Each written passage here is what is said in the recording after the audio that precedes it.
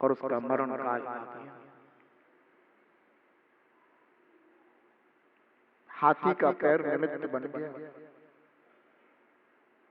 उसका मृत्यु काल आ गया।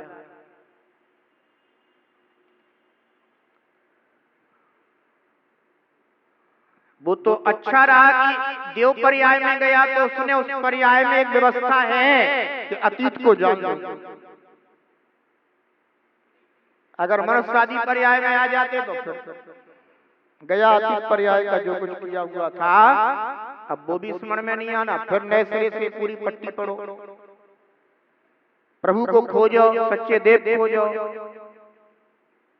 सच्चे शास्त्र खोजो, सच्चे गुरु खोजो। और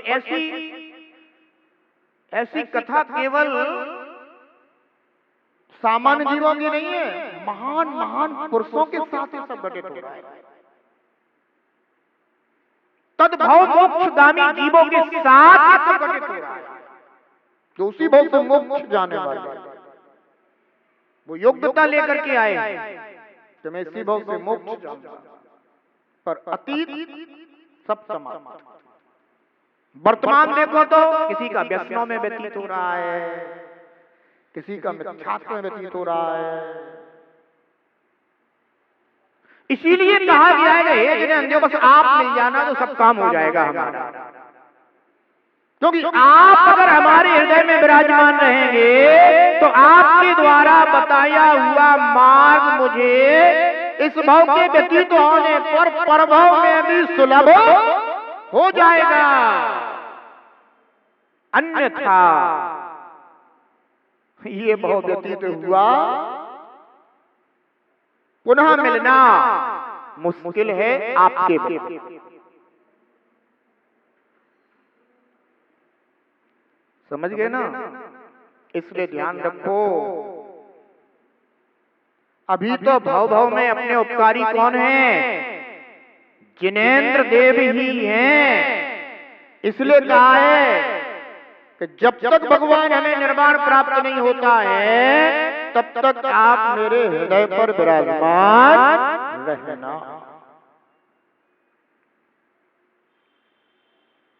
सम्यक दर्शन के प्राप्त हो जाने पर उत्तम पुरुषों को मोक्ष को देने वाला तप अवश्य करना चाहिए।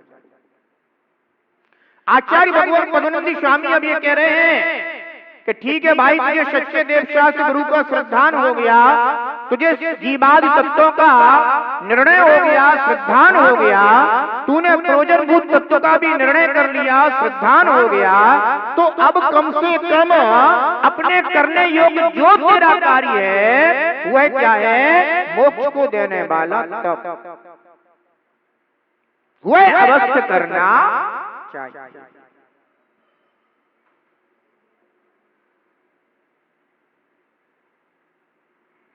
और मुक्तिदायिनी तब कब प्राप्त होता है? जब यह रत्नत्रयधारी वीतराग मुद्रा प्राप्त होती है तब इस जीव को तब प्राप्त होता है।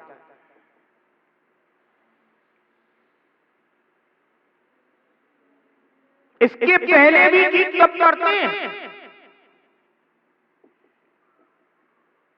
भगवती आराधना ग्रंथ में आचार्य भगवान ग्रस्तों के तप के विषय में बताते हैं। कैसा होता है? तो कहते हैं कि ग्रस्तों का तप वैसे ही होता है जैसे कि हाथी जल स्नान करने के बाद अपने ऊपर पुनः धूल डाल देता है कि थोड़ा सा तो तप किया तो पर 24 घंटे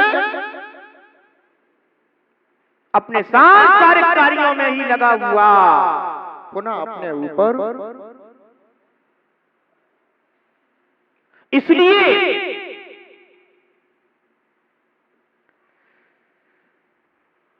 आचार्य भगवान कहेंगे तप धारण करना चाहिए, यानी रत्नत्रय धारण करके फिर सम्यक तप तपना चाहिए।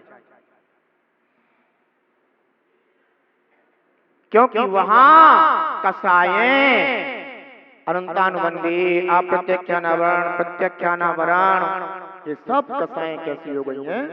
क्षयोपशम को प्राप्त हो गई। मात्र संज्वलन कसाय है, जिसके उदय में रहते हुए भी जीव अपने आत्मपुरुषार्थ से सम्यक तप को धारण करने में समर्थ रहता है।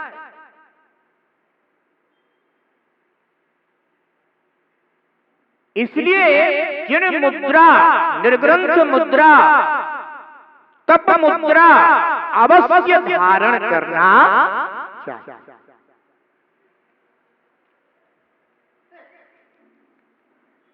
अगर पुरुष हैं तो निर्ग्रंथ मुनि मुद्रा धारण करके निर्ग्रंथ मुनि हो सकते हैं, और अगर स्त्री पर्याय में जन्म हुआ है तो आर्य का पद सर्वोच्च पद। इस पर्याय को, मनुष्य पर्याय को धारण करने के बाद यहाँ अपने योग सर्वोच्चता अवश्य प्रकट करना चाहिए। इसमें प्रमाद नहीं करना चाहिए, क्योंकि जीव प्रमाद के कारण उत्साह नहीं रखता।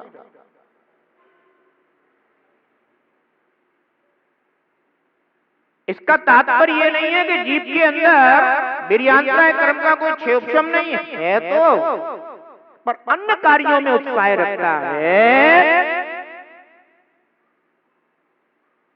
अपने आत्महित के कार्य में उत्साह नहीं रखता।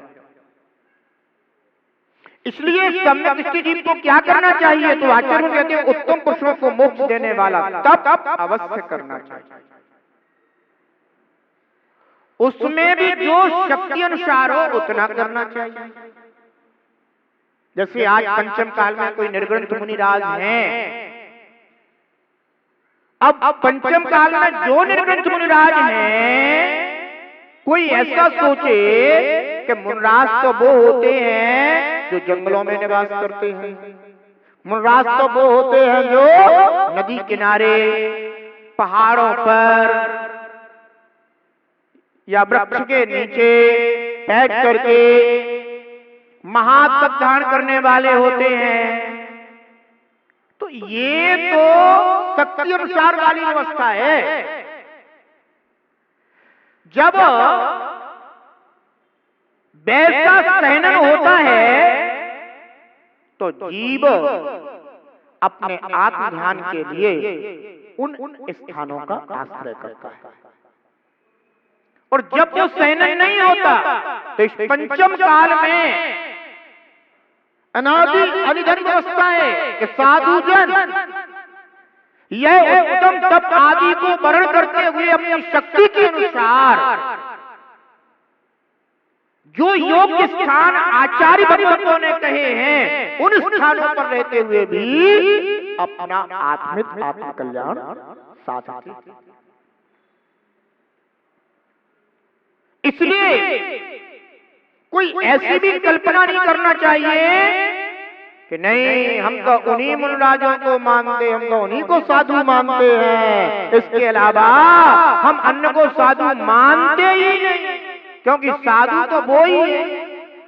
तो हमेशा ध्यान रखो, कथन तो उत्कृष्ट की अपेक्षा से ही होता है, पर सभी उत्कृष्ट होते हो ऐसा चतुर्थ काल में भी नहीं होता था। परंतु इस तरह की अवधारणाएं हमें अपने सिद्धांत से विपरीत कर देती है। बंधुओं, आचार्य भगवान कह रहे हैं कि उत्तम पुरुषों को मोक्ष को देने वाला तप अवश्य धारण करना चाहिए। अब बाधक कारण क्या है? लोक निंदा। एक बाधक कारण क्या है? लोक निंदा। बंधुओं, श्री प्रवचन सारथी में आचार्य भगवान ने दीक्षा ग्रहण करने वाले के लिए मार्ग बताया है, और उन्होंने एक कथन किया है कि जो भवजीव दीक्षा ग्रहण करने के लिए आ रहा हो उसे अपने माता पिता परिवार जनों से आज्ञा लेकर पूछकर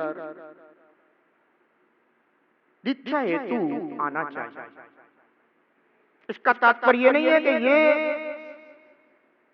सर्वथा मार्ग, ऐसा भी नहीं। ऐसे भी भवजीव हुए हैं कि जो उन्हें वैराग्य हुआ और उनने किसी से नहीं पूछा और वो निकल गए, दीक्षित हो गए।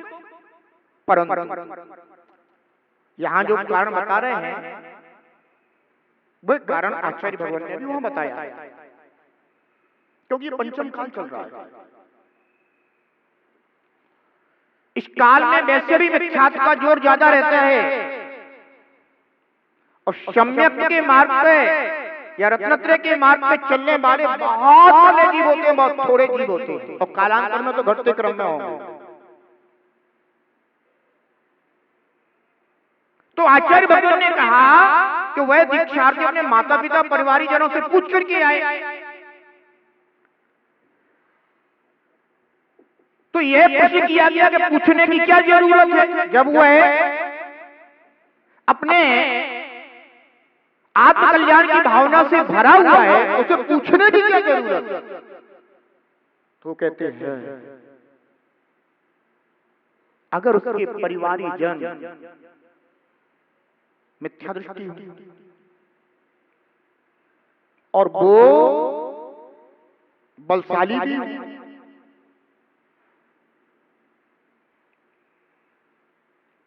तो उनके द्वारा धर्म की हानि हो सकती है और लोक में धर्म की और धर्मात्मा जनों की निंदा हो सकती है। इसलिए यहां भी बता रहे हैं कि यदि लोक निंदा से, अर्थात अगर कदाचित लोक में निंदा का कारण बन रहा हो और वह तब धारण ना कर सके, भावना तो कर रहा है कि नहीं मैं तो मुनि ही बनूंगा, निर्गत मुद्रा ही धारण करूंगा, परंतु उसे भी लोक निंदा यह देखने योग्य है। पारिवारिक लोग अब ये आश्रित और अनाश्रित ये तो अपने अपने पुण्य और पाप कर्म के ऊपर ही आधारित रहता है, सर्वथा कोई किसी का नहीं करता है।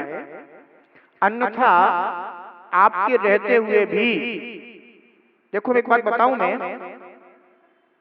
कि साथ निभाएगा बेटा सोच रहा लेटा लेटा, साथ निभाएगा बेटा सोच रहा लेटा लेटा, हाय बुढ़ापा आएगा पास न आएगा बेटा, ख्वाबों में तू क्यों आनंद मनाए रे, जीवन है पानी की बूंद कब मिट जाए रे, जीवन है पानी की बूंद कब मिट जाए रे, होनी अनहोनी हो होनी अनहोनी कब क्या घट जाए रे, जीवन है पानी की बूंद कब मिट जाए रे, जीवन है पानी की बूंद कब मिट जाए रे। सोचता है कि हमारा बेटा रहेगा तो कम से कम आश्रय तो रहेगा, इसलिए विवाह करा दिया, बहू घर में आ गई, अब तो बेटा और बहू दो दो जन हो गए, अभी तो अकेला था, अब तो दो दो जन हमारे लिए आश्रय को प्राप्त हो गए, अब तो हमें दो दो संभालेंगे।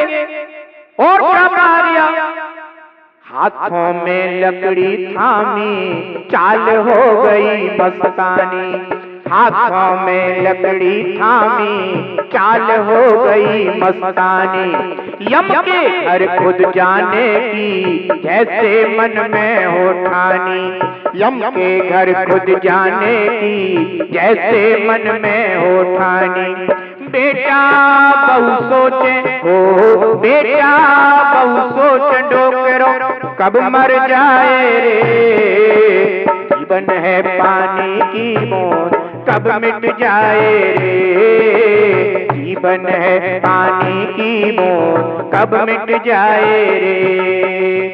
होनी अनहोनी हो, होनी अनहोनी कब क्या घट जाए रे, जीवन है पानी की बूंद कब मिट जाए रे, जीवन है पानी की बूंद कब मिट जाए रे। तो ध्यान रखना,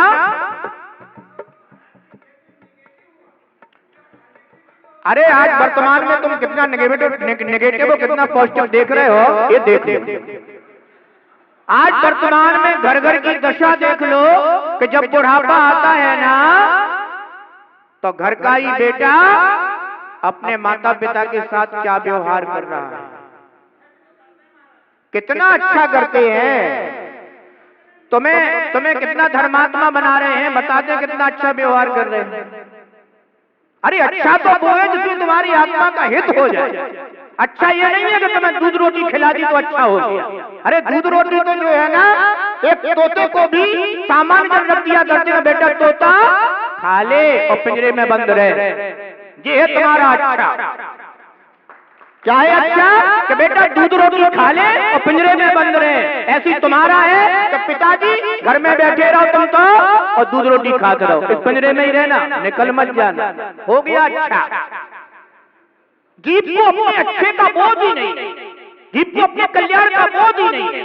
वो ये सोचता है कि इस घर गृहस्थी में फंसे रहना ही और दूध रोटी खाते रहना ही बस इसका नाम अच्छा है। तो ध्यान रखना, ऐसे पानी पानी की चाय करने वाले मेंढक बने और दूध रोटी की चाय करने वाले वे भी ऐसी पर्याय में जाते हैं। इसीलिए जीव को कहा जाता है कि त्यागो आहार पानी और सद विचार अवसर।